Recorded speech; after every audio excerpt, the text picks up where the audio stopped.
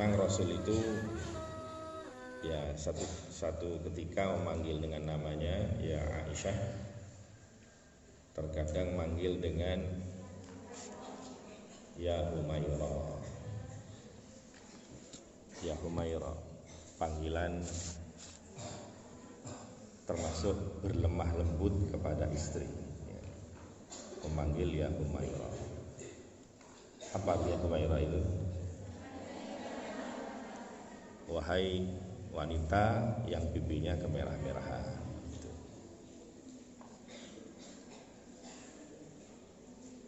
Itu bagus untuk suami memanggil istrinya seperti itu. Tapi ada yang bertanya, loh bagaimana kalau istri saya wajahnya warnanya hitam?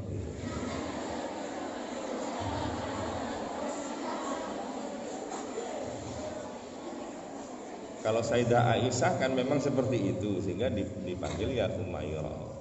Nah kalau istrinya wajahnya hitam, warnanya hitam, kulitnya ya panggil saja ya Hajar Aswad.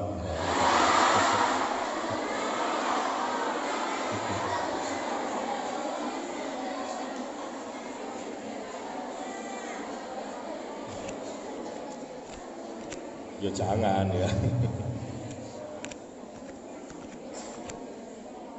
Bohong itu dosa. Bohong itu dosa. Kecuali di dalam 3 perkara. Salah satunya adalah suami istri. Perkataan suami istri untuk supaya hubungannya harmonis. Itu tidak apa-apa bohong. Jadi meskipun istrinya hitam, gosong, dipanggil ya Humairah, tidak apa-apa.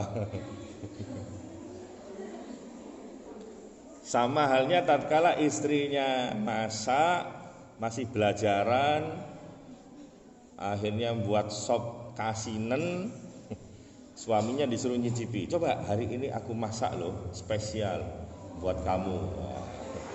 Coba dicicipi. Dicicipi sama suaminya. Begitu dicicipi, waduh, langsung kayak sambar beledek.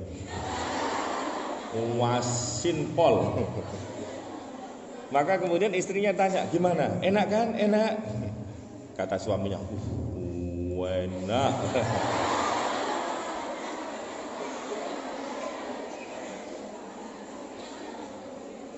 Seperti ini tidak apa-apa ya. Ini bukan bohong yang dosa. Ada manten baru, suami istri di satu desa di bawah kaki di bukit Gunung Bromo sana. Dia naik sepeda pancal, ya sepeda pancal. Semangat, tatkala pulang kan menanjak gini. Istrinya kan gonceng di belakangnya. Kata suaminya sudah ngos-ngosan itu, mancal itu. Kata istrinya, ya apa mas, kuat mas? Kuat gitu. Padahal nafasnya tinggal separuh-separuh.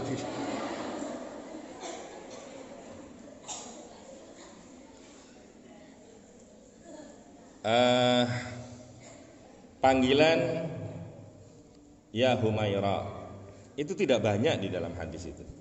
Ada salah satunya, tapi ada ya. Salah satunya adalah saya temukan redaksinya tatkala ada orang pedalaman kemudian menari-nari dengan pedang, menari ketangkasan gitu ya. Dan kemudian Sayyidah Aisyah itu menonton pertunjukan itu.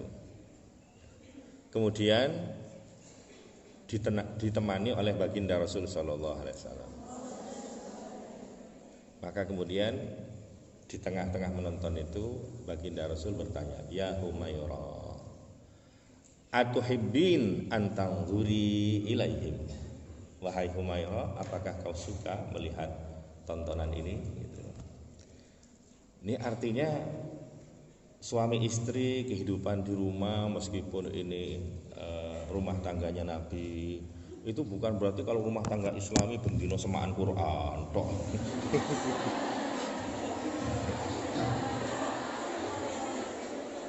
Ya sesekali nonton seperti ini, seperti Kanjeng Nabi, ya boleh gitu. Boleh.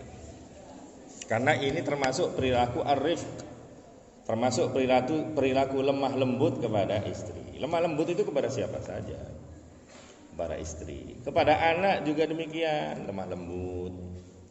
Ya. Ada satu saat ada tamu namanya Aqra bin Habis bertamu kepada Kanjeng Nabi. Kemudian datanglah Sayyidina Hasan, Husain, cucunya Kanjeng Nabi. Kemudian diciumi sama Kanjeng Nabi. Melihat Rasul mencium anaknya atau cucunya, maka Aqra bin Habis ini berkata, "Ya Rasulullah, innali asyratan minal walad ma qabbaltu ahadan minhum." Ya Rasul, aku punya anak 10, gak ada satupun yang tak ciumi. Kata sang bapak ini. Apa yang disebut baginda Rasul sallallahu alaihi wasallam?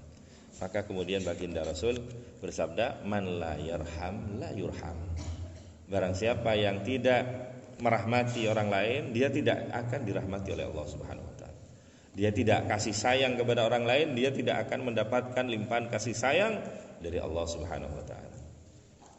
Jadi hubungan dengan anak itu juga harus bagus ya. Baik. Tidak boleh kasar. Ya, al-unf tadi kasar. Salah titik anak disepak. Istrinya juga begitu, salah titik diusir. Ini tidak boleh. Mudah-mudahan ini kalian dapat suami-suami yang baik-baik. Ya. Hadis yang pertama, baginda Rasul bersabda, "Ya Aisyah, innallaha rafiqun yuhibbur rifqa."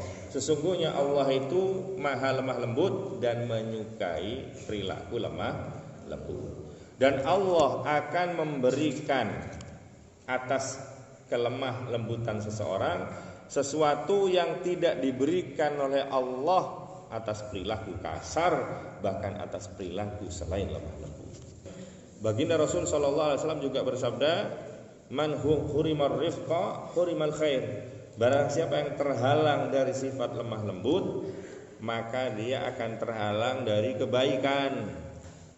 Di dalam hadis yang lain,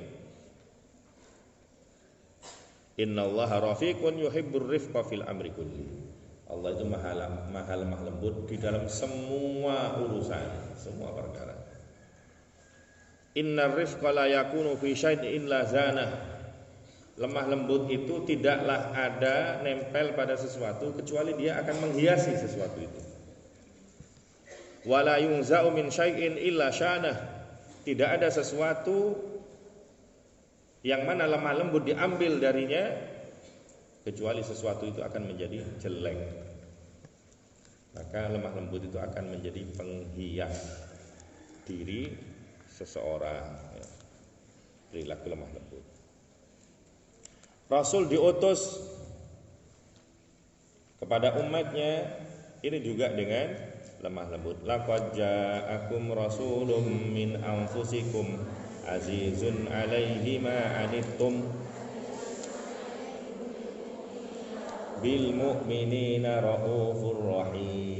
Lemah lembut, kasih sayang dengan kaum mukmin. Kemudian contoh lagi, di satu saat di masjid ada seorang badui kemudian masuk masjid, tiba-tiba masuk masjid. Begitu masuk masjid kemudian langsung kencing.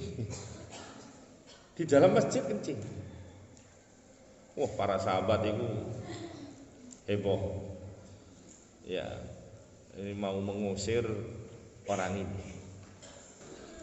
Maka kemudian oleh baginda Rasul sallallahu alaihi wasallam itu tidak boleh. Jangan. Ojo.